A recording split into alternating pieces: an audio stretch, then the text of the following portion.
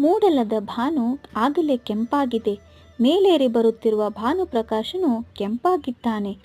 ಮೇಲೆ ಮೇಲೇರಿ ಮತ್ತೆ ಕೆಳಗೆ ಇಳಿದು ದಿಗಂತದಲ್ಲಿ ಲೀನವಾಗುವ ಇಂದಿನ ಸೂರ್ಯ ಮತ್ತದೇ ತೇಜಸ್ವಿಯೊಂದಿಗೆ ಮೂಡಿಬರುವಾಗ ಮೊದಲ ದಿನ ಅರ್ಧ ಕಳೆದಿರುತ್ತದೆ. ಹೊಸದೊಂದು ದಿನದಲ್ಲಿ ನಮ್ಮ ಬದುಕಿನ ದಿನಚರಿ ಶುರುವಾಗಿರುತ್ತದೆ. ನಿನ್ನೆಗಿಂತ ಇಂದು, ಇಂದಿಗಿಂತ ನಾಳೆ ಚೆನ್ನಾಗಿರಬೇಕು ಎಂಬುದು ಎಲ್ಲರ ಆಶಯ.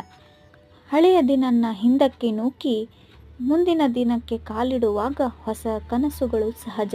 ಇಂದು ಕಾಡುತ್ತಿರುವ ತೊಂದರೆಗಳು, ಅನಿಶ್ಚಿತತೆಗಳು ನಾಳೆ ನಿವಾರಣೆಯಾದರಷ್ಟೇ ಜೀವನೋತ್ಸಾಹ ಬಲಿಯುತ್ತದೆ. ಹೊಸ ಸಾಧನೆಗಳತ್ತ ಚಿಂತಿಸಲು, ಹೊಸ ಯೋಜನೆಗಳ ಜಾರಿಗೆ ಕಾರ್ಯೋನ್ಮುಖರಾಗಲು ಸಾಧ್ಯವಾಗುತ್ತದೆ.